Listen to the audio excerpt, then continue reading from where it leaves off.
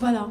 Alors, ce beau film nous donne l'occasion d'explorer les écritures documentaires telles qu'elles se présentent.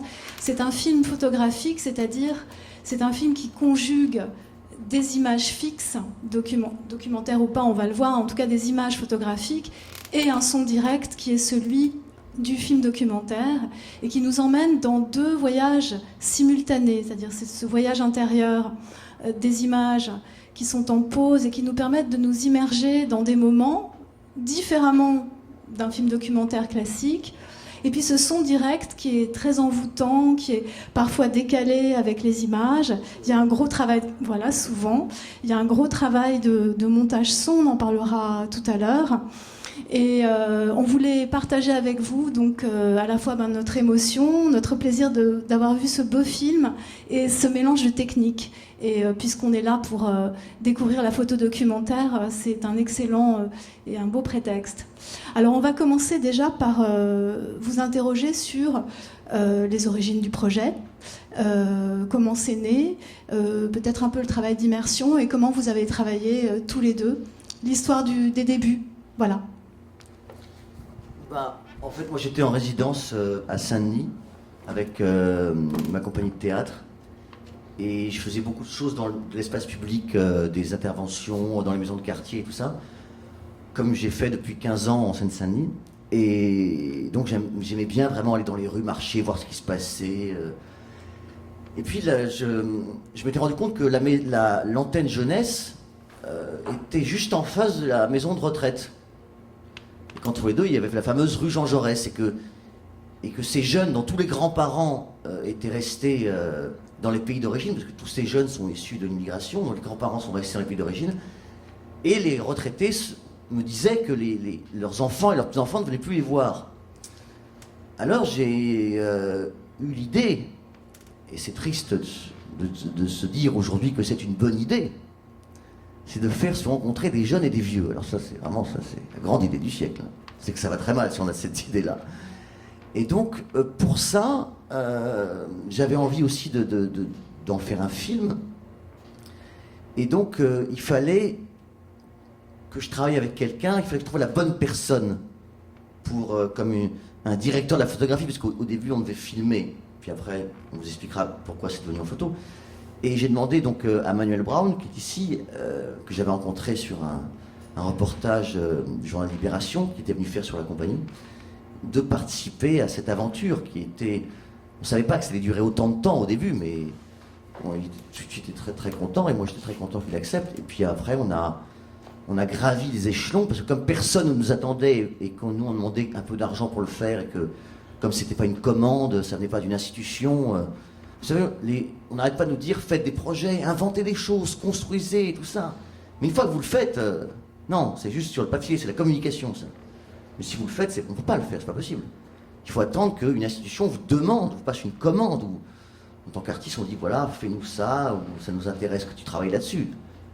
Mais quand on veut faire quelque chose, et puis après qu'on demande, non, c'est pas eux qui ont décidé. Et si c'est pas eux qui décident, en général, c'est très compliqué. Et donc, avec Manuel, on avait promis à ces jeunes et ces personnes âgées qu'on a rencontrées, qu'on a embraguées dans cette aventure, à qui on a dit, voilà, on veut faire un film sur votre rencontre, que quoi qu'il arrive, on irait au bout, même si on n'avait plus un rond. Et donc, on ne pouvait pas se dédire et les décevoir. Donc, il fallait absolument qu'on aille au bout de ça. Et ben, on a tenu, on a finalement réussi à trouver un petit peu d'argent, et puis etc., etc., etc. Mais voilà, c'était... La promesse était très importante. Donc c'était pas possible d'arrêter en fait. Manuel, quelque chose à ajouter? Oui, je continue ce que tu es en train de dire, c'est que souvent les projets dans les banlieues, c'est des interventions, je sais pas comment ça s'appelle, c'est des ateliers, et il en reste rien, et puis au fond on s'en fout si le projet final il est bien ou pas, c'est de l'animation. Et en tout cas pour nous, mais pour moi, l'idée c'était de faire vraiment quelque chose de bien et de beau et de vraiment se donner à fond et de faire pour moi des très belles photos et de ne pas me dire c'est des jeunes de banlieue donc on va juste les amuser un samedi après-midi et puis de toute façon on s'en fout quoi. Donc il y a vraiment cette idée de de faire un beau projet et de se dire je vais donner toute l'énergie que j'aurais donnée à quelqu'un d'autre. Et l'autre écueil, parce que c'était un des premiers écueils, l'autre c'est de faire quelque chose qui puisse s'approprier, on y reviendra, mais de ne pas faire quelque chose. Bon, moi je connais des gens qui disent en immersion, une immersion reste 3 semaines, ils récoltent des paroles des habitants, ils font un spectacle de théâtre après, très chiadé, très esthétique, souvent très beau. Hein. Puis un jour j'ai vu comme ça un spectacle où les habitants du quartier dans lequel ils s'étaient immergés sont venus voir le spectacle et ils n'ont rien compris. Et la metteur en scène a dit mais c'est ça qui est terrible. Mais c'est ça qui est terrible, c'est ce qu'elle a dit qui est terrible. Vous voyez, donc il y a les deux écueils, il y a faire quelque chose au rabais parce que c'est des jeunes, ça c'est pas bien, et de faire quelque chose pour se faire plaisir, c'est-à-dire de venir prendre un matériau et après l'utiliser pour aller pour rester entre nous dans des théâtres devenus où on est entre nous, quoi. Vous voyez, ça c'est une petite parenthèse, il ne faut pas créer de débat. Alors, on va en revenir à l'écriture du film aussi, à ce que ça représente. Vous avez travaillé avec combien de... Bon, vous êtes resté 3 ans sur place, peut-être pas 3 ans d'affilée, bien sûr, mais... 4 ans, en fait, parce que le début, jusqu'à aujourd'hui, à peu près 4 ans. Les prémices, l'envie de faire ça, et jusqu'à maintenant, aujourd'hui, à peu près 4 ans. Vous avez travaillé avec un certain nombre de photographies. Comment s'est fait le tri et par rapport à la construction d'une narration il y a eu différentes étapes. On voit qu'il y a un voyage. Hein, on navigue entre Saint-Denis, Tours, je crois, le musée, à un moment donné le parc et le château, et à un autre moment la plage, qui sont des lieux où se passent des choses. Comment s'est opéré le tri? J'ai 2 questions. Comment s'est opéré le tri des photographies pour arriver à un récit? Et puis, le noir et blanc, donc, confère au film un univers particulier, une sensibilité, enfin une beauté particulière, mais aussi donne un ton particulier. Donc, pourquoi ce choix? Et ça, c'est à la fois aussi Manuel et donc Philippe par rapport à cela. Alors juste avant de passer la parole à Manuel, une petite parenthèse, pourquoi déjà des photographies? Parce que c'est la question que vous allez me poser. En fait, au début, on avait décidé de faire un film filmé. Et les jeunes étaient très spontanés quand on filmait pas. Et dès qu'on les filmait, tac, ça s'arrêtait tout de suite. Il faut savoir que ces jeunes sont une génération complètement traumatisée par l'image, et notamment par les chaînes d'information, par les réseaux sociaux. C'est-à-dire qu'une image... ça peut aller maintenant n'importe où. Ça peut se retrouver n'importe où. Et y compris sur Facebook. Et donc, ils ont peur maintenant de ça. De qu'est-ce que ça va devenir? Qu'est-ce qui va se passer? Et donc, on voulait vraiment pas qu'ils se brident, pas qu'ils se bloquent, pas qu'ils aient peur de l'image. Et donc, on a décidé, suite aussi à une discussion avec Claudie Le Bissonnet, qui est coproductrice du film, qui est là dans la salle, qui m'a aussi parlé de tout ça, et avec Manuel, etc., pour dire... la photo finalement, et puis le métier de Manuel, c'est le photographe, il est portraitiste photographe, et donc voilà, donc on est passé à la photo, voilà. Et pourquoi donc la photo noir et blanc, et comment s'est fait le choix des photos, parce qu'après moi j'en ai choisi aussi du choix. Oui, donc en gros, la vidéo couleur c'est BFM TV quoi, en gros, et donc l'idée c'était de prendre complètement le contrepoint. Pas de lumière, on n'éclaire pas, on saisit, je saisis les instants.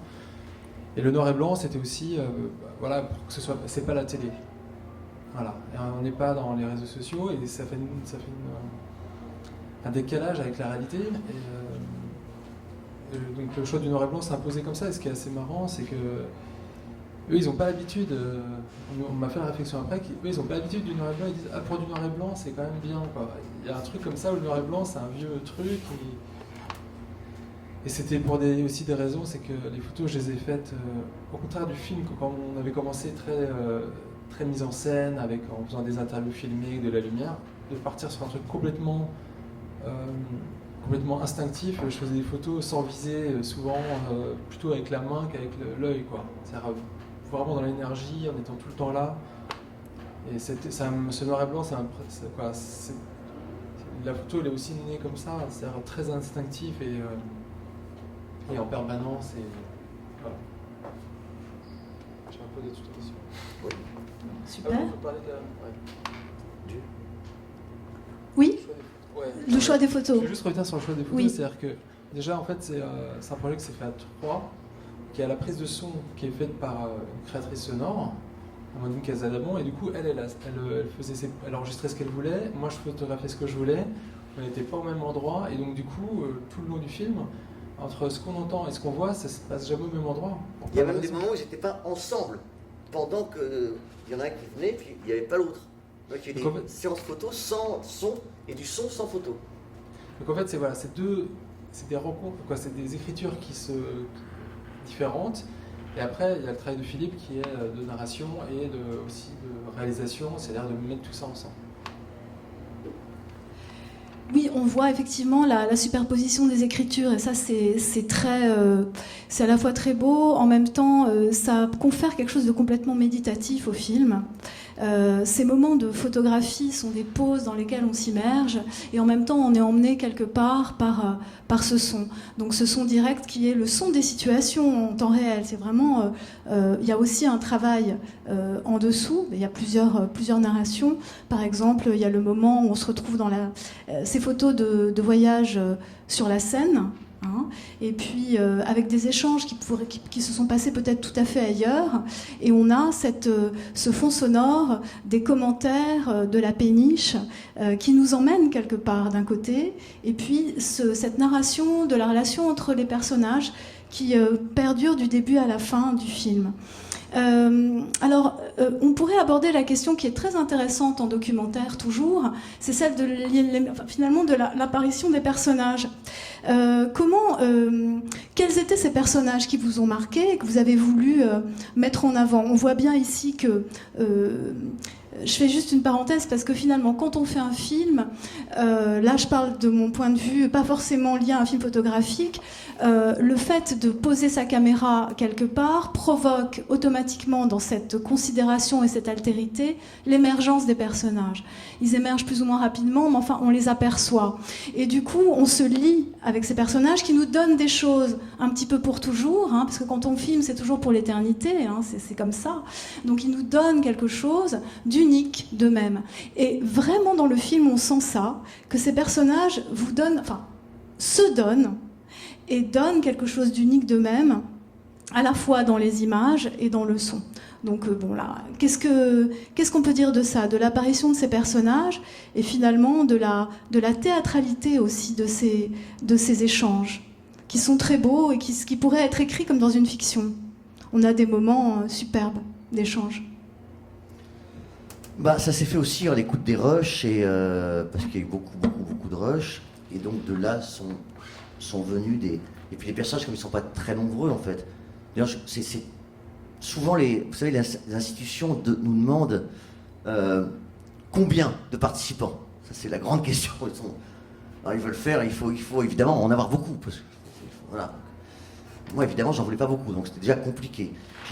Je pensais justement que le fait de faire ça à peu de monde pouvait parler après à beaucoup, et que de faire ça avec beaucoup de monde pouvait parler finalement après à pas beaucoup. Enfin voilà, c'est assez conceptuel peut-être, mais voilà.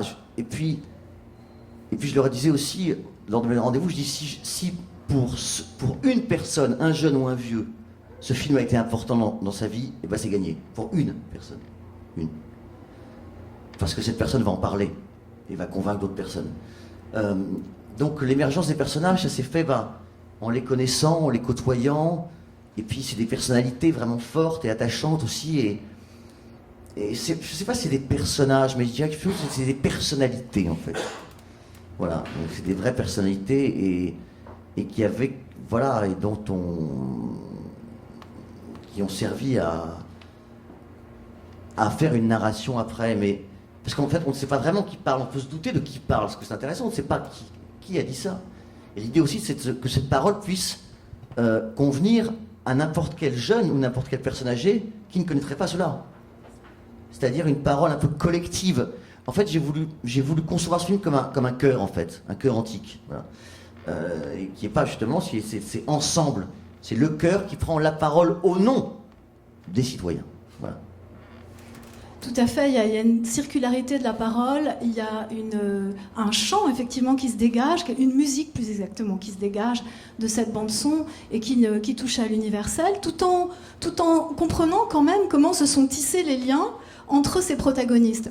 Et quand on parle de personnages, c'est parce qu'on est quand même au cinéma, d'une manière ou d'une autre, et que donc, ou en tout cas dans l'écriture d'une histoire, et automatiquement, certains prennent la parole et se dégagent, voilà. Et je veux dire, se dégagent de l'ensemble. Alors, il y a quelque chose qui est très important dans le film aussi, c'est le découpage de l'espace urbain. Comme dit Spinoza dans le film, le concept de chien n'aboie pas. Et donc, l'altérité ne se construit pas forcément comme on le voudrait dans ces grands ensembles, dans ces lieux d'architecture, en gros, des années 70-80. Il faut dire aussi que Saint-Denis est un lieu de grande, qui a une tradition culturelle très ancienne. C'est un lieu d'arrivée, d'immigration successive de gens qui sont arrivés du Portugal, d'Espagne, puis après d'Afrique du Nord. Donc c'est une terre de partage et d'échange.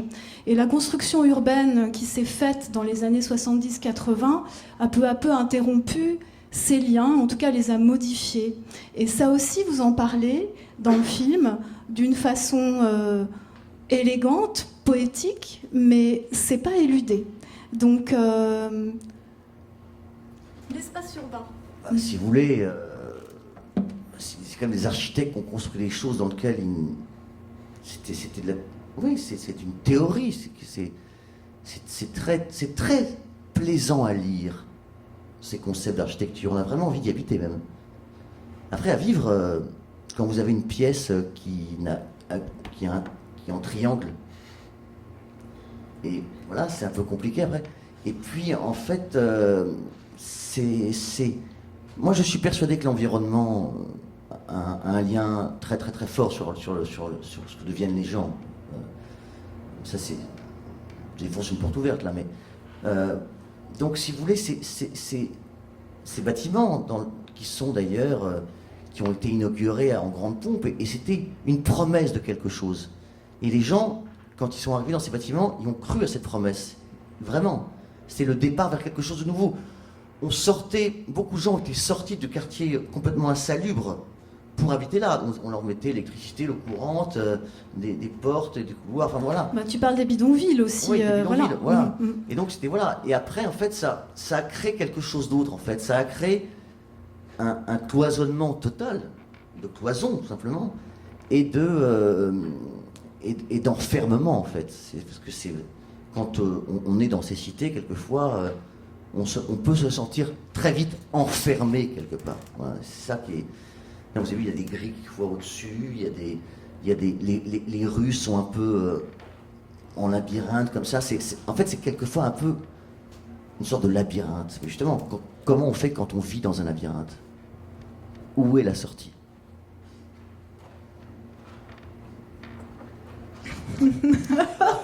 Et comment on travaillait? Je laisse les questions.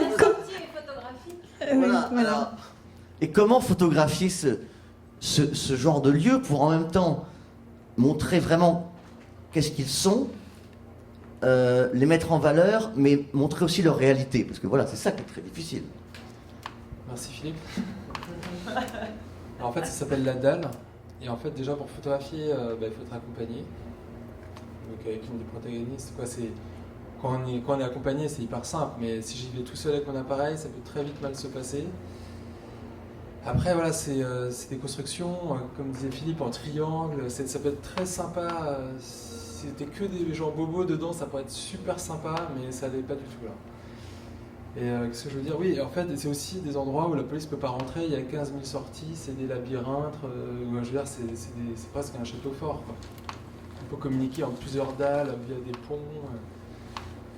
Et comment on photographie ça? Je sais pas. Mais après, voilà, on a la vue sur Saint-Denis, sur un peu historique. Mais voilà, c'est très brutaliste. Et en plus, on peut pas changer. En fait, vu que c'est une architecture qui est signée, donc en fait, on peut pas modifier l'architecture, d'être d'accord pour modifier l'architecture qu'il a créée, quoi. Voilà. Oui, il y a des droits, fait, il y a des droits de tu- reproduction sur certains immeubles, enfin sur certaines architectures aujourd'hui. Oui, effectivement, on peut Non, mais pas. je sais pas si on était, comme tu dis, des bobos dedans, au bout de 10 ans, on verrait ce qui se passe. Moi, à mon avis, ça serait un peu compliqué. On verrait le changement qu'il y aurait. Donc voilà, donc cet espace urbain, difficile à photographier, mais pas forcément difficile à raconter par rapport à ce qu'on voit du film. Et est-ce qu'on peut parler aussi de ces liens entre jeunesse et les aînés? Qu'est-ce que ça vous a... Qu'est-ce que eux... Alors, c'est-à-dire que là, on peut aborder aussi la question de ce que ça modifie, de ce qu'un film documentaire, de ce qu'une démarche photographique et documentaire peut impacter sur un environnement social, sachant qu'on n'est pas du tout, on est dans un pied de nez à la sociologie, on est bien d'accord, n'est-ce pas, Philippe? Mais que On est en guerre contre la on est en sociologie. guerre contre la sociologie, Oh là là. mais qu'une œuvre, personne ne le sait pour l'instant, mais une œuvre, elle, crée quelque chose et influence finalement le monde, d'une manière ou d'une autre. Non, l'idée, c'est de faire un film qui finalement appartienne à ceux qui l'ont fait. Il faut savoir que là, c'est la première fois qu'on projette le film sans qu'il y ait des jeunes et des vieux avec nous. Voilà. Ils sont normalement toujours là. Pourquoi? Parce que, et en général, c'est eux qui répondent aux questions, c'est pas moi, ni Manuel. Donc, quelquefois, on répond un petit peu aussi, mais c'est vraiment eux. Il y a des fois où même, je suis même pas là, je suis là, au fond. Parce que la transmission, c'est maintenant à eux de la faire, c'est eux qui vont montrer le film à leurs copains, à leurs parents, à leurs grands-parents. C'est ça que je voulais faire. Et si, pour ça, il fallait que ça leur plaise, et que la première fois qu'on leur a montré, on était très très tendus, on avait le trac, quoi. Et ça leur a beaucoup plu, et maintenant, c'est eux qui doivent le porter. Parce que ça a beaucoup plus de sens, et beaucoup plus d'impact. Et ça, vraiment, pour moi, c'était quelque chose de très très important, que ce soit eux qui portent finalement le projet. Et donc la transmission, voilà, elle se fait. On a pour projet de le projeter sur les murs, sur des murs d'immeubles dans les 8 quartiers de Saint-Denis, et de faire autour de ces projections des dîners, des grands banquets citoyens, suivis par des bals populaires, où les jeunes et les vieux danseraient ensemble, pour créer quelque chose, pour continuer à créer quelque chose. Parce que ces gens qu'on appelle inactifs, c'est terrible d'ailleurs, quelquefois ont des solutions, mais tout le monde s'en fout en fait. Parce que finalement tout le monde s'en fout des jeunes et des vieux, ça n'intéresse personne. Voilà, et c'est dramatique à dire, mais c'est vrai. Il y a plein de sujets beaucoup plus en vogue à traiter que ça. Alors les gens disent oui, c'est bien, c'est bien. Quelquefois ils nous mettent dans le socioculturel, ça les arrange, ils n'ont pas vu le film, il n'y a rien. Oui, vous faites un film avec des jeux et des jeunes et des vieux socioculturels. Hop. Et on ne voit même pas ce que vous avez fait. Parce que c'est bien, vous faites une action, vous faites quelque chose, quoi. Il faut remplir ça, cette case-là. Mais une fois qu'on l'a remplie, qu'est-ce qui se passe justement? Qu'est-ce qu'on peut faire? C'est là que tout commence, c'est ça. C'est oui. dans la démarche proposée. Oui, quelquefois c'est très compliqué. C'est compliqué, oui, mais ça existe. Il faut continuer, il faut avancer, parce que les réponses sont sur le terrain. Les réponses aussi de ces gens extraordinaires que sont les éducateurs, les animateurs, qui ont fait... vraiment, c'est des vocations qui s'occupent de ces jeunes et de ces personnes âgées. C'est fabuleux. Ils ont les réponses. Mais non, on ne leur demande pas leur avis, on leur demande de faire le boulot, d'emmener des jeunes là ou des vieux là. Et il y a des technos au-dessus d'eux qui inventent des programmes qui, eux, pensent qu'ils ont les réponses alors qu'ils sont complètement à la ramasse. C'est quand même très embêtant. Voilà. Merci pour cette colère qui est nécessaire. Non, mais c'est bien que ce soit entendu et dit. Ah bah si, mais il y a quand même des moments. Donc, vivent les films du réel, vivent les images du réel, qui sont des œuvres totalement construites, on est bien d'accord, mais qui modifient ce réel, voilà. Et également, j'ai perdu mon idée parce que j'étais partie. Donc, qu'est-ce que, oui. Cette joie, cette façon de communiquer entre eux, toutes ces choses très belles qui émergent. Voilà, ça c'est le fruit de votre travail. Voilà, et ça existe et on peut en parler. Et que ça peut vraiment essaimer aussi. c'est inoubliable, je pense, comme expérience pour eux. C'est oui, Et j'espère. pour vous. J'espère que c'est voilà, on veut continuer à le faire et c'est vrai que j'ai une question sur le montage parce que le montage Oui. était extrêmement long. Alors, long allons-y. et long. Mm, mm.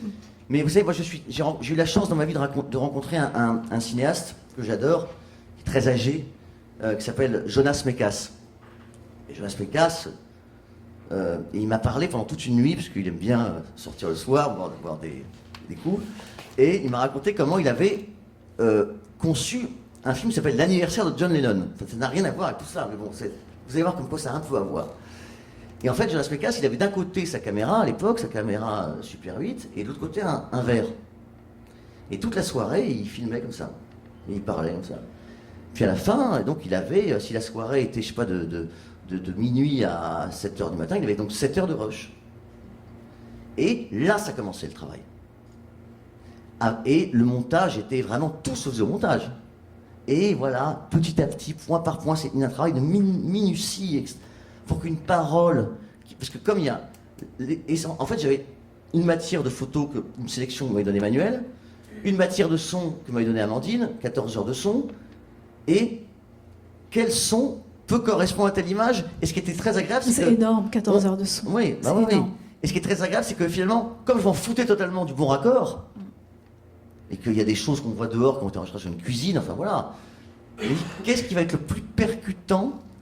Et aussi, comment est-ce que l'image arrive et qu'est-ce qui se dit quand l'image arrive? Qu'est-ce qu'on entend quand la nouvelle photo arrive? Et là-dedans, j'ai essayé de glisser des petites choses, des petits points d'accroche, des petits... Voilà. Et... Parce que tout devenait signifiant, en fait. Et je me suis cassé la tête en me disant, mais oui, mais si on entend cette image-là, on entend ça, les gens vont s'accrocher à ça, donc ça va les emmener là. C'est peut-être trop, voilà, littéral. Donc je dis, comment on peut faire aussi des choses quelquefois non littérales? Voilà, c'est là. Au théâtre, on dit souvent ce qui est littéral n'est pas au théâtre. Oui. Donc voilà. On peut peut-être échanger bien sûr avec vous si vous avez, si photographe ou pas, ou public a envie de poser des questions. Je pense que vous m'entendez. Et justement, c'est une transition avec ce que tu viens de dire quand tu as abordé le théâtre, parce que tu es metteur en scène. Et ce qui m'intéresse, c'est de connaître ou entendre le rapport que tu fais exister entre la mise en scène vers le film, ou en tout cas l'accompagnement filmé photographique, et l'inverse. Où peuvent se situer les correspondances et les influences? C'est-à-dire que moi j'aime le cinéma quand il est cinématographique, c'est-à-dire que quand c'est pas du théâtre filmé justement. Quand je vois quelque chose et je me dis ça je peux pas le faire sur une scène en filmant des gens.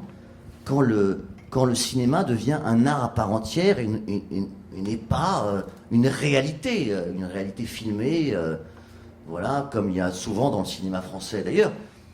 Moi, je suis très inspiré, très influencé par le cinéma russe. Voilà, parce que je trouve ça... les constructivistes, les futuristes russes qui ont vraiment fait des choses tellement...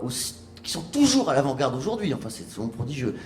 Donc, je me dis, voilà, le cinéma en tant que art, en tant que art total, et non pas au service d'un dialogue dans une chose réaliste, on filmerait les gens, voilà.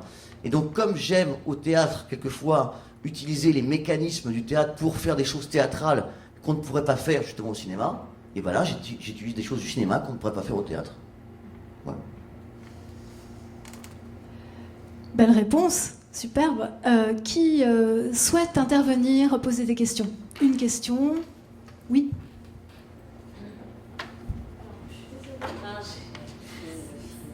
Bonjour tout le monde. Bon, c'était très beau. C'est vrai que, comme ce que vous avez dit, c'est effectivement très méditatif. Donc, on rentre dans un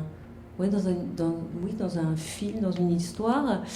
Mais alors, moi, ce qui m'interroge, c'est que vous avez dit ça a duré 4 ans. Alors, évidemment, nous, on n'a que 20 minutes. Mais pourquoi ça a duré aussi longtemps? Ça nous semble... Alors on ne sait pas à quelle fréquence, on ne sait pas... Est-ce que quand vous avez débuté ce projet, vous saviez déjà que ça serait cette forme-là? Comment vous avez présenté le projet aux protagonistes? Enfin, il y a toute cette matière humaine qu'on voit, bien sûr, mais on a envie d'en savoir un peu plus, même si on sent la qualité des rapports qui se sont liés entre vous, entre ces jeunes, la confiance et tout ça. Mais bon, alors 20 minutes, c'est beaucoup, mais je sais pas, il y a quelque chose... alors, on peut l'imaginer. Je sais pas comment dire, c'est une immersion, mais on a presque envie d'une plus grande immersion parce que c'est court finalement. Mais vous avez dit ça demandait énormément de travail.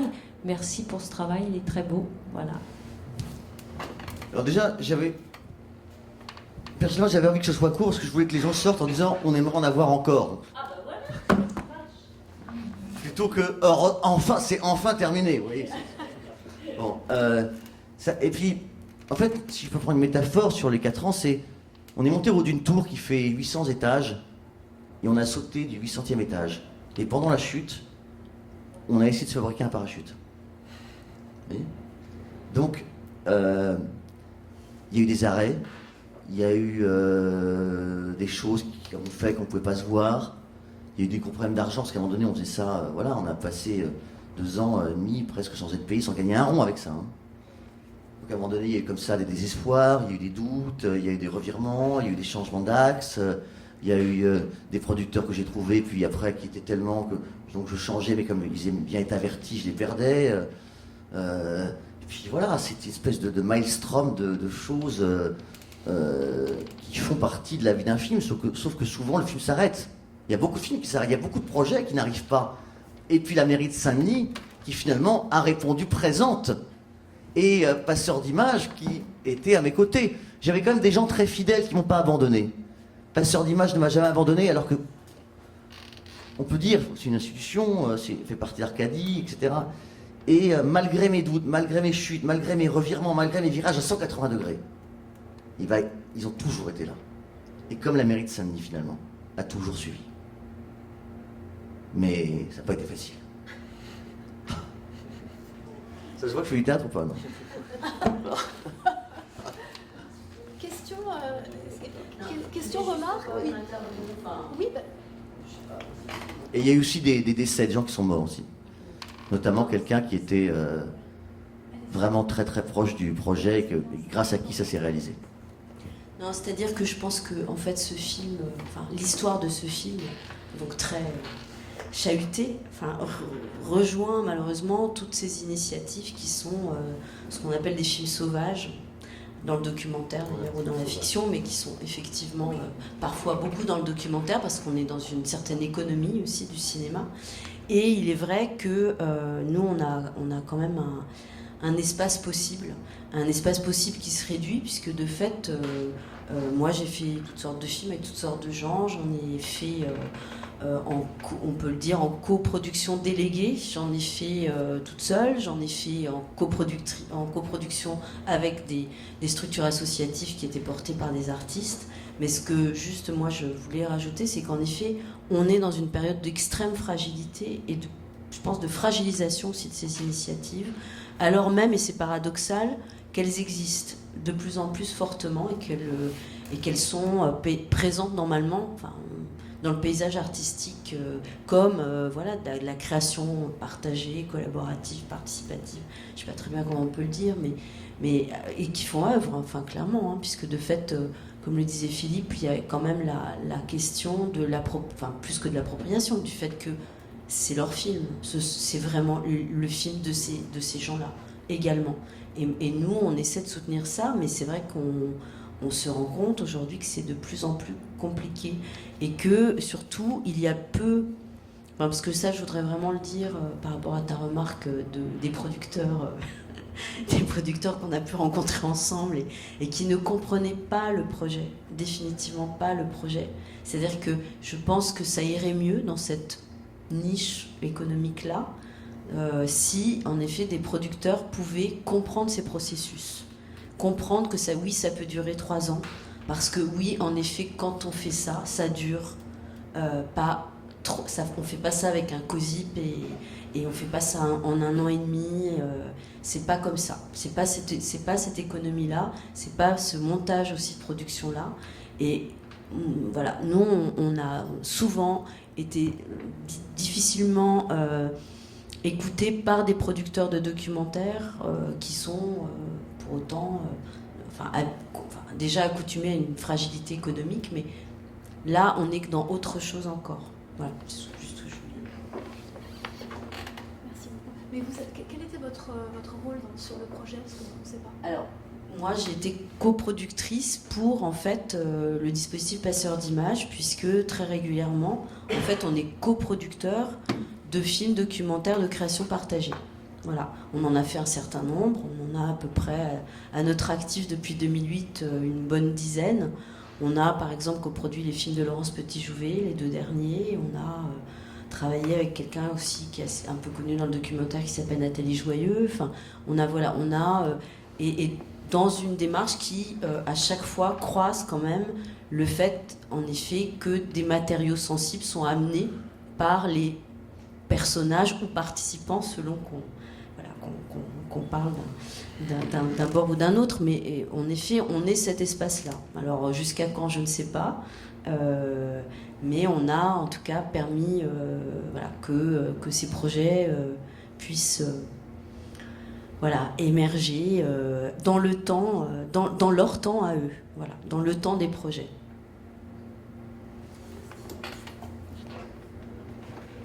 Une autre question? Oui.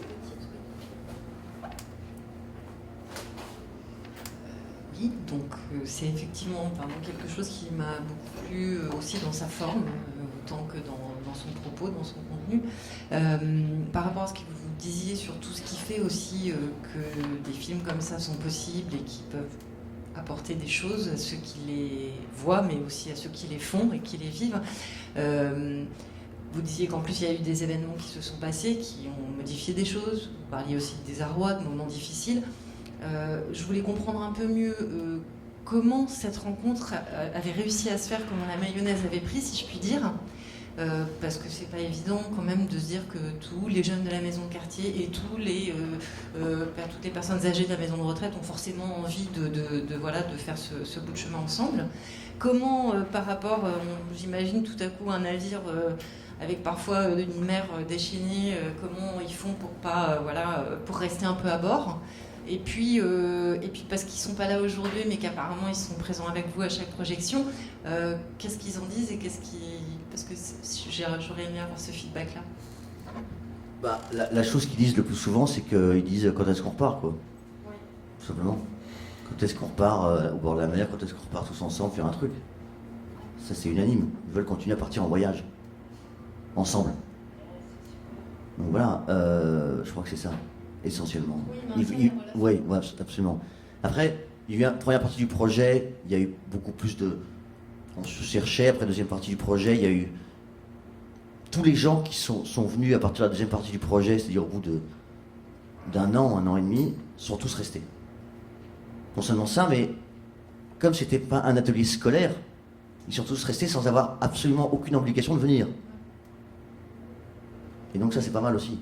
Parce que... c'est pas l'école qui leur disait de venir. Et ça change tout. Ça change tout.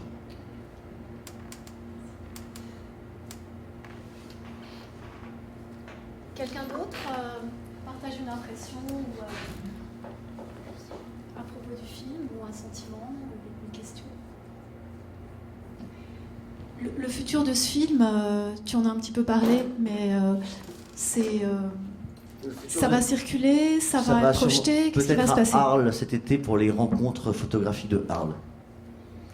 Il y a un Facebook qui s'appelle Hier, ça sera mieux, c'est une page Facebook pour communiquer, on a fait ça, on met des informations. Donc voilà. Quand même l'actualité prochaine en juin. Oui, oui, ça Claudie, tu peux le dire. Oui. Donc à 14h30, on aura le plaisir d'accueillir le film dans le cadre du lancement de notre dispositif au national, au cinéma des cinéastes. Donc il y a également des informations sur notre page Facebook Passeur d'images et on peut s'inscrire. Voilà, donc il y a 300 places. Faites passer l'information. Et après, c'est en partenariat avec le cinéma des cinéastes et le bal, c'est ça? C'est ça. Voilà. Donc grande soirée à ne pas manquer. Le 5 juin. Et est-ce que le bal va par ailleurs exposer les photographies ou pas du tout? Bah, si on ne leur demande pas, ça risque pas. Voilà, Mais, non mais voilà. On va... pourquoi pas? Bah oui, on va passer à la phase 2 à un moment donné. Parce c'est-à-dire que, tu vois, l'idée, c'est de peut-être faire une exposition, c'est de promener l'exposition avec le film, en fait. C'est de, voilà, Bah ce serait oui, bien de faire ça. ce serait formidable. Et de faire un livre. Et à chaque fois, il y a un monsieur qui nous demande souvent quand est-ce que vous allez sortir un livre. Ce monsieur n'est pas là, mais je répondrai quand même. Oui.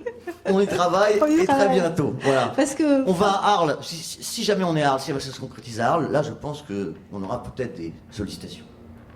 magnifique. Bon. Est-ce que Écoutez, merci. voilà, merci beaucoup. Voilà. Non, merci d'être là. Merci à vous.